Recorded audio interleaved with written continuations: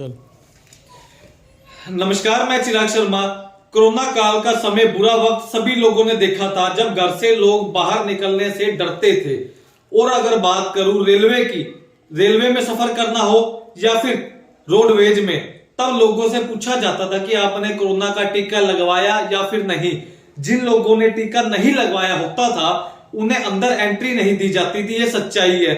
अब सरकार पलट रही है। अगर किसी भी व्यक्ति ने कोरोना का वैक्सीनेशन टीका लगवाया है, चाहे वो कोवैक्सीन हो या फिर कोविशील्ड, अगर किसी व्यक्ति को साइड इफेक्ट होता है, अगर उसकी मृत्यु टीके के कारण होती है या किसी भी प्रकार से बॉडी में कुछ हरकत महसूस होती है, तो वो व्यक्ति खुद जिम्मेदार होगा, सरकार नहीं। सरकार ने अपने दोनों हाथ पीछे खींच लिए हैं। सुप्रीम कोर्ट में 2 याचिकाएं दायर की गई थी 2 युवतियों की मौत के बाद। पूरा माजरा मैं एक बार आपको समझाने का प्रयास करता हूं, एक बार अच्छी तरह से देख लें। कि भाई दिखा दीजिए, हमें हमदर्दी पर टीका लगवाने के साइड इफेक्ट से मौत हो गई, उसके जिम्मेदार हम नहीं, सरकार। ये सरकार का कहना है, ये अखबार में आ चुकी है बात। जब व्यक्ति घर से निकलता था सरकारी दफ्तरों में जाने के लिए किसी काम को लेकर, तब उसे रोककर पूछा जाता था आपने कोरोना सर्टिफिकेट कहा है, फोन में दिखा दीजिए, कोई लेटर हो लेटर दिखाइए, है या फिर नहीं।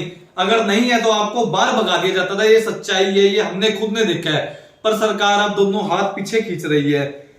देश में कहीं भी अगर कोविड वैक्सीन के साइड इफेक्ट से किसी भी व्यक्ति की मौत हुई है या फिर हो जाती है, तो उसके लिए केंद्र सरकार जिम्मेदार नहीं है।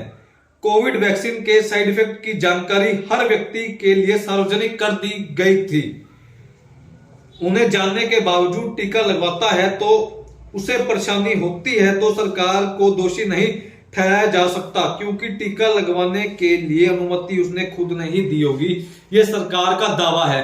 अब 2 याचिकाएं दायर की गई थी 2 युवतियों की मौत के बाद। रचना गंगू की 18 वर्षीय बेटी ने मई 2021 में कोविशील्ड की पहली डोज लगवाई थी। जून 2021 में मौत हो गई थी। ये एक दूसरा मामला भी है। वेणु पालन गोविंदन की 20 वर्षीय बेटी ने जून 2021 में कोविशील्ड की डोज लगवाई थी। जुलाई 2021 में मौत हो गई थी। दोनों परिवार वालों ने सुप्रीम कोर्ट में अलग अलग याचिका दायर की थी। याचिका में वैक्सीन से होने वाली मौतों के लिए सरकार को जिम्मेदार ठहराते हुए मुआवजा मांगा था। वैक्सीन के दुष्प्रभावों को जांचने के लिए मेडिकल बोर्ड गठित करने व ऐसी स्थिति में उपचार या प्रोटोकॉल तैयार करने की मांग भी की गई थी। कोर्ट ने केंद्र सरकार 29 अगस्त को नोटिस जारी कर जवाब मांगा था। तब केंद्र सरकार ने कहा था हर व्यक्ति के लिए हमने सूचना पहले ही दे दी थी कोवैक्सीन या कोविशील्ड को लेकर। अगर किसी भी प्रकार से बॉडी में कोई हरकत या फिर भगवान ना करे किसी की मौत हो जाती है, तो उसका सरकार जिम्मेदार नहीं है। ऐसा क्यों? अब सरकार अपने हाथ पीछे क्यों खींच रही है? सरकार का कहना है कि जो कोवैक्सीन या कोविशील्ड हम लोगों ने नहीं बनवाई, वो बाहर से आई है। जो पूरे वर्ल्ड में अगर बात करूं, दवाई फैल गई है और दवाई ने अपना असर भी दिखाया है। अगर कोरोना केसेस की बात करूं, पर कहीं ना कहीं सरकारी दफ्तरों में या फिर रेलवे में, रोडवेज में या फिर किसी भी सरकारी जगह, चाहे वो कोई भी जगह हो, छोटी से लेकर बड़ी, लोगों को अंदर एंट्री नहीं दी जाती थी जब तक कोविड का टीका नहीं दिखाया जाता था। तो क्या उस समय सरकार को यह बात नहीं सूझी कि हम जिम्मेवारी ले ही नहीं रहे, लोग लगवाए ना लगवाए, हमें क्या परेशानी? अब इस बात से सरकार पीछे क्यों मुड़ रही है? सबसे बड़ा सवाल है, क्वेश्चन मार्क है। जनता समझदार है। शेयर करें, कमेंट करें और साथ ही साथ सरकार की इस बात के खिलाफ हूं मैं सरासर। हमें हमदर्दी पर टीके के साइड इफेक्ट के साथ हम नहीं है, मौत होने पर हम जिम्मेदार नहीं होंगे, सरकार का कड़े शब्दों में कहना है। तो भैया जिम्मेवार होगा तो होगा कौन? अगर जिम्मेवार आप नहीं हो तो आपने लोगों से धक्का क्यों किया कि टीका लगवाओ तब सरकारी कार्यालयों में आओ, अन्यथा आपको एंट्री नहीं दी जाएगी किसी भी सरकारी दफ्तर या हॉस्पिटल या रेलवे या फिर रोडवेज के अंदर।